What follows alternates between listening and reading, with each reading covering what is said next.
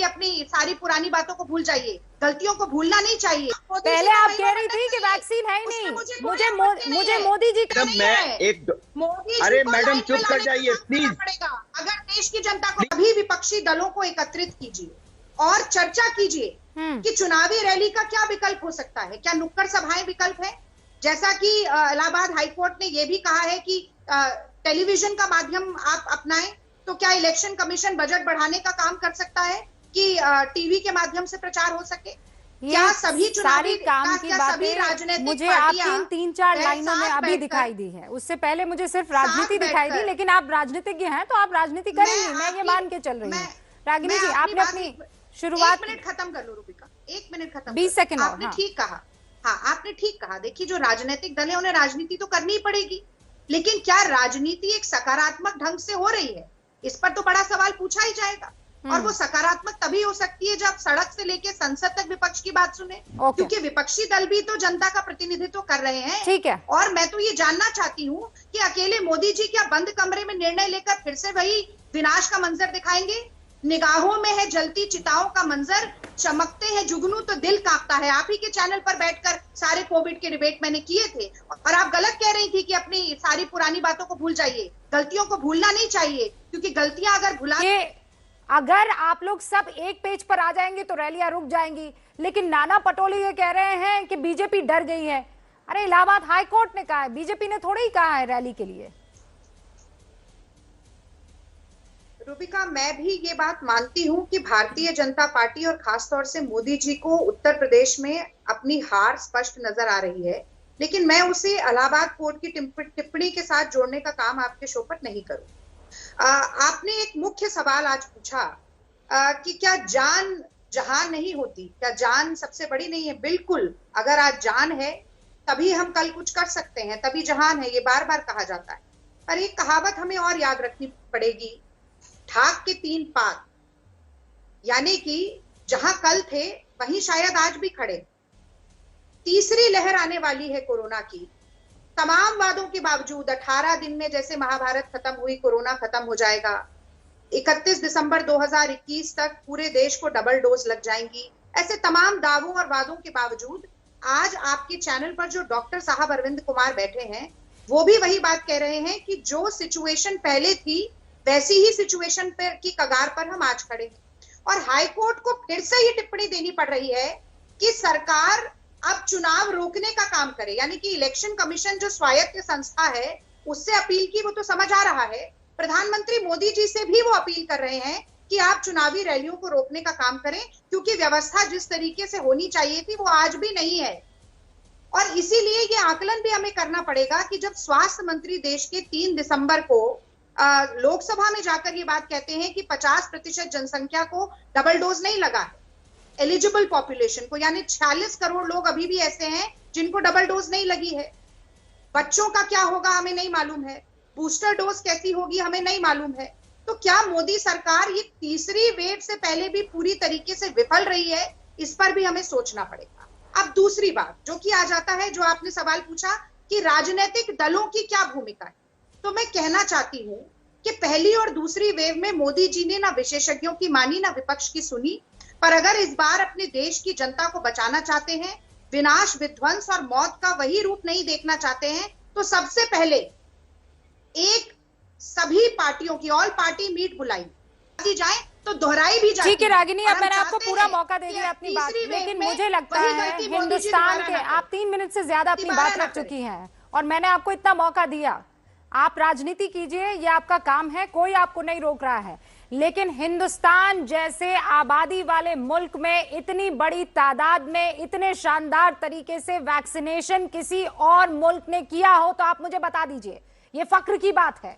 जिस तरीके से हमने कोरोना से हमने डील किया है, किसी और मुल्क ने डील किया हो, आप मुझे बता दीजिएगा। लेकिन एक सेकंड जवाब दीजिएगा, मैं कह रही हूँ आज वैक्सीनेशन को लेकर ये कोई नहीं कह सकता है, कोई और मुल्क नहीं कह सकता है कि हमने इतनी वैक्सीनेशन दी है। भारत और चीन के अलावा किसी की डॉक्टर बड़ी जनसंख्या है? डॉक्टर अरविंद 20 सेकंड, फिर मेरे 3 और मेहमान हैं। मैडम डॉक्टर मैं 1 मिनट, 31 दिसंबर तक पूरी देश की जनता को डबल डोज देंगे। 1 सेकंड, डॉक्टर साहब कुछ कहना चाह रहे हैं। रागिनी जी सुनिए, पहले तो आप कह रहे थे कि वैक्सीन है ही नहीं, पहले आप कह रही थी कि वैक्सीन है ही नहीं। मुझे मोदी जी का नहीं, मुझे हिंदुस्तान का महिमा मंडन करना है और करूंगी, मैं बड़े गर्व से करूंगी। हमने जिस तरीके से डील किया है, कोई और मुल्क वैसे डील नहीं कर सकता था कोरोना से। रैली रोकने के टाइम पर आपको मोदी याद आ रहे हैं, प्रियंका गांधी की रैलियों पर आप नजर नहीं डाल रही हैं, राहुल गांधी की रैलियों पर आप नजर नहीं डाल रही हैं, आप लोगों की हो रही मीटिंग पर आप नजर नहीं डाल रही है। ओके, अब रागिनी जी मैं रोक रही हूँ। डॉक्टर साहब, डॉक्टर अरविंद और उसके बाद शुभरास्ता। ओके रागिनी जी, बस डॉक्टर अरविंद, बस रागिनी जी, बस रागिनी जी, डॉक्टर अरविंद। मैडम मैं आपका मोदी फोबिया मैं कुछ नहीं कर सकती। डॉक्टर अरविंद, मैडम मैं एक, अरे मैडम चुप कर जाइए प्लीज, अगर देश की जनता को प्लीज बी जी क्वाइट। प्लीज सुनिए। अभी मैडम मैं एक डॉक्टर हूं, मैंने सोचा था कि यहाँ पर कोई मेडिकल और इस तरह के इश्यू डिस्कस होंगे, इसलिए मैंने कंसर्न किया था। जिस तरह से ये मैडम बातें कर रही हैं, अगर ये पॉलिटिकल डिबेट है तो मैं आपसे करबद्ध हाथ जोड़ के माफी मांगता हूं कि प्लीज मुझे इस शो से साइन आउट करने की इजाजत दीजिए। मैं इस राजनीतिक पचड़े में इसे राजनीतिक में होने नहीं दूंगी, मैं इतना आपसे वादा कर लेती हूँ, ये राजनीतिक होगा नहीं सर। जानकारी देके मत बुलाइए ना, आपने पॉलिटिकल गेस्ट को बुलाया है। नहीं रागिनी जी प्लीज इतना सम्मान कीजिए, एक डॉक्टर है और वो देखिए आपकी राजनीति की वजह से आज डॉक्टर्स भी एक पेज पर नहीं आना चाहते हैं। डॉक्टर रागिनी आप तो प्लीज आप देखिए तो सही, मेहमान मैंने बुलाए और वो वहां से इसलिए चले गए क्योंकि आप यहाँ राजनीति करती आ रही हैं। आज की तारीख में ये नहीं कर सकते हैं। शुभरास्ता, आपने राजनीतिक एंगल से शुरुआत की, आप सवाल पूछ रही हैं कि कांग्रेस अरे मैंने तो नाना पटोले से जोड़कर एक सवाल पूछा था मैडम। मोदी सरकार अपनी देश की जनता को वैक्सीनेट नहीं कर पा रही है तो मैं सवाल ना पूछूं? शुभरास्ता, मरने दो जनता को फिर से। वैक्सीनेशन पर सवाल कैसे पूछ लेते हैं आप? मतलब क्या करूं क्यों नहीं वैक्सीनेट किया पूरी देश की जनता को? 40 करोड़ लोगों को क्यों अभी तक मैं फिर कह रही हूँ, जिस तरीके का वैक्सीनेशन यहाँ हुआ है कोई और मुल्क कर नहीं सकता है, और ये मैं बहुत ही जिम्मेदारी के साथ कह रही हूँ। आप करती रहिए अपनी गंदी राजनीति, कोई इसे नहीं सुनेगा। अब शुभ रास्ता को स्क्रीन पर लाइए प्लीज। हाँ शुभ रास्ता जी। रूबिका जी, ये जो अभी शो पे हुआ ये एक बहुत बड़ा दृष्टांत है कि आज हम जितने भी सिविल सोसाइटी के लोग हैं, अगर हम सोचते भी हैं कि देश में एक पॉजिटिव पॉलिसी पे बात हो तो बात नहीं हो पाती है। बहुत दुख हुआ इस बात को जानकर कि एक मेडिकल प्रोफेशनल शो से चले गए, और मैं ये इसलिए कह रही हूँ क्योंकि जो बात की जा रही थी, आपने सबसे पहला वक्तव्य किसी मेडिकल प्रोफेशनल से ही लिया, उन्होंने बहुत निष्पक्ष होकर के बात रखी। इलाहाबाद हाईकोर्ट ने जो भी कहा, एक तो हाईकोर्ट को कहने की जरूरत नहीं पड़ती, अगर हमारे देश के जो पॉलिटिकल पार्टीज हैं, वो चाहे कोई भी पॉलिटिकल पार्टी हो, अगर वो जिम्मेवार तरीके से राजनीति कर रहे होते, अगर वो जिम्मेवार तरीके से चुनावी सभाएं कर रहे होते, तो इलाहाबाद हाईकोर्ट को बोलने की जरूरत पड़ती ही नहीं। भाई हमारे देश में जो 3 अंग हैं, लेजिस्लेटिव, एग्जीक्यूटिव और जुडिशरी, उसमें जुडिशरी का रोल तभी बनता है जब ये बाकी के जो 2 पिलर्स हैं वो फेल हो रहे हैं। अब रागिनी जी को बुरा क्यों लगा मुझे समझ में नहीं आ रहा है। वैक्सीनेशन की जहां तक बात है, आपने बिल्कुल तथ्यात्मक बात कही है। वैक्सीनेशन को लेकर के भारत ने जो मिसाल कायम की है, उस मिसाल का अभी कोई सानी नहीं है। और दूसरी चीज, अगर इस डिबेट को राजनीतिक ही रखना है तो मैं बता दूं कि बहुत सारे पॉलिसीज तो इंदिरा गांधी जी के जमाने से चले आ रहे थे, उसका क्रियान्वयन आज तक ग्राउंड पे नहीं हो पाया है। तो ये वैक्सीनेशन को लेकर के क्यों बड़ी बड़ी बातें कांग्रेस पार्टी तो ना करे। लेकिन मैं मूल मुद्दे पर आती हूँ रूबिका जी। अभी उत्तर प्रदेश चुनाव के साथ साथ पूर्वोत्तर भारत में भी चुनाव है। पूर्वोत्तर भारत पिछली बार भी एक मिसाल बना था, कोविड को किस तरीके से उन लोगों ने कंटेन किया था रिस्पॉन्सिबल तरीके से, सीखना चाहिए। आज भी जब चुनावी रैलियां होंगी रूबिका जी, तो एक बार हमारे देश के सभी पॉलिटिकल पार्टीज को एक बार बैठ करके सोचने का समय है कि डिजिटल इंडिया आज इतना आगे बढ़ चुका है, क्या चुनावी रैलियों को डिजिटल नहीं किया जा सकता? जो संसाधन लोगों की भीड़ जुटाने में इकट्ठा होते हैं, अगेन कोई भी पॉलिटिकल पार्टी वो करती हो, क्या उन संसाधनों से वैक्सीनेशन एफर्ट जो है उसको और डेवलप नहीं किया जा सकता? बूस्टर डोज नहीं दी जा सकती? क्या उन संसाधनों को कंटिजेंसी प्लान के लिए नहीं रखा जा सकता? यही रूबिका जी आपको ध्यान है जब मई जून का समय था, जिस समय भयावहता से चीजें देश में सबने झेली है, एक एक फैमिली, एक एक मिडिल क्लास फैमिली भारत का सफर रहा है, हर फैमिली से किसी न किसी की जान गई है। उस समय हम सबकी हालत खराब थी, किसी को बेड दिलवाने के लिए, किसी को ऑक्सीजन सिलेंडर मुहैया करवाने के लिए। क्या अभी जो देश के संसाधन हैं वो पॉलिटिकल कंसल्टेंसी फर्म्स और रैलियों के ऑर्गेनाइजेशन में न जा करके क्या इन चीजों को सुदृढ़ करने के लिए यूज नहीं किया जा सकता? ये सवाल जनता के सामने नहीं है रूबिका जी, ये सवाल इस देश की पॉलिटिकल राजनीतिक पार्टियों के सामने है, और ये पार्टियां कितनी जिम्मेवार है ये तो जनता देख रही है। ओके रागिनी जी, मैं मौका दूंगी, लेकिन उससे पहले दो मेहमान। अभिषेक सोम, दुर्भाग्यपूर्ण कह रहे हैं समाजवादी पार्टी के रामगोपाल यादव, ये दुर्भाग्यपूर्ण है कि आप ये अनुरोध करें कि आप रैलियों को रोक लें, ये कैसे अनफॉर्चुनेट है, आप मुझे बताइए। देखिए, मुझे लगता है कि अगर रोक लगनी चाहिए थी तो पश्चिम बंगाल के चुनाव जब, और उस समय कोरोना महामारी अपने चरम पर थी और लोग दिन रात मर रहे थे, तब लगनी चाहिए थी। और आज मुझे लगता है पूरे देश में सब चीज़ें सामान्य स्थिति में हैं, सब लोग अच्छे से अपनी व्यवस्थाओं में जी रहे हैं। तो ये कोरोना ओमिक्रॉन के नाम पे ये भारतीय जनता पार्टी एक भ्रम पैदा कर रही है, और उत्तर प्रदेश में उनकी हार सुनिश्चित हो चुकी है, इसलिए उनको भय है। और भारतीय जनता पार्टी कहां भ्रम पैदा कर रही है? देखिए, इलाहाबाद हाईकोर्ट ने अनुरोध किया है, भारतीय जनता पार्टी ने कहा जाकर।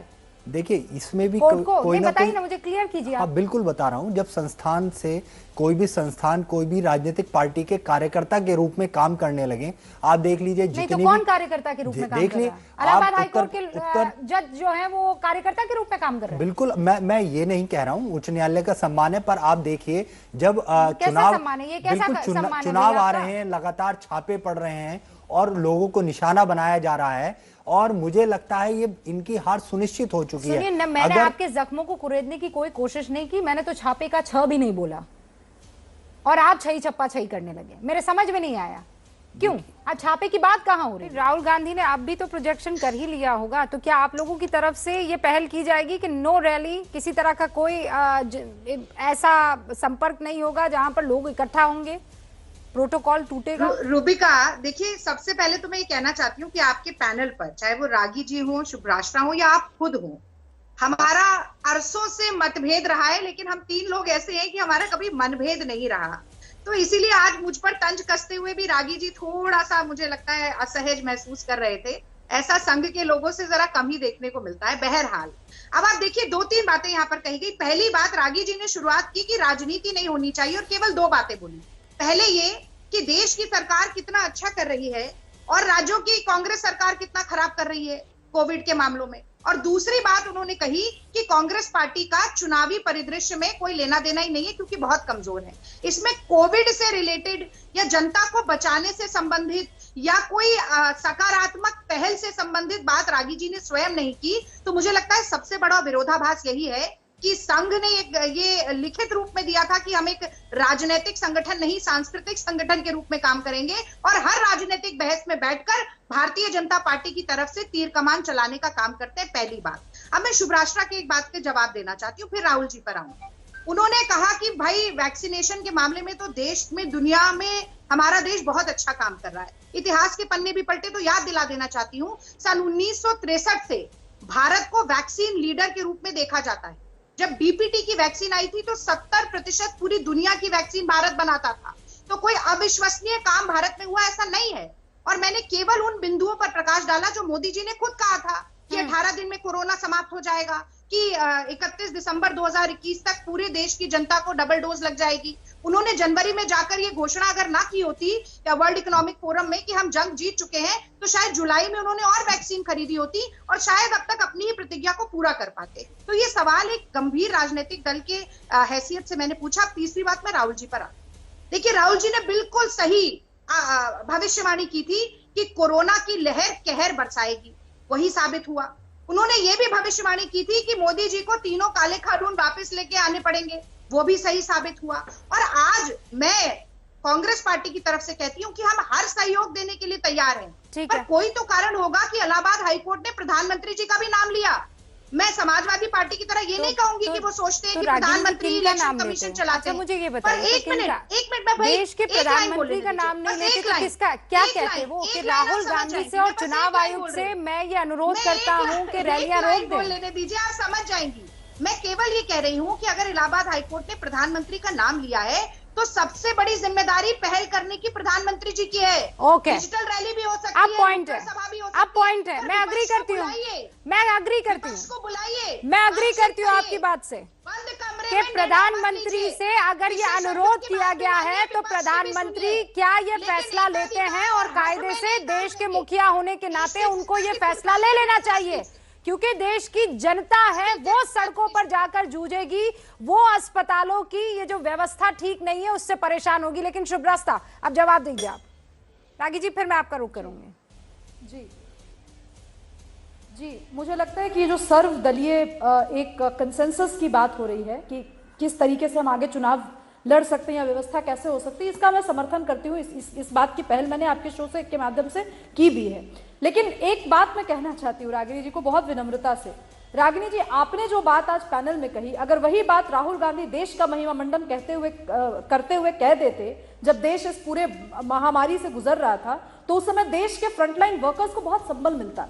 वो कहते कि किस तरीके से हम लोगों ने वैक्सीन में हमेशा से एक हम उत्तीर्ण रहे हैं और हमने एक कीर्तिमान स्थापित किया है, तो फ्रंटलाइन वर्कर्स को बुरा नहीं लगता। लेकिन जो जिस तरीके की राजनीति हुई, मैं दोबारा उस पूरे प्रोसेस में नहीं जाना चाहती हूँ।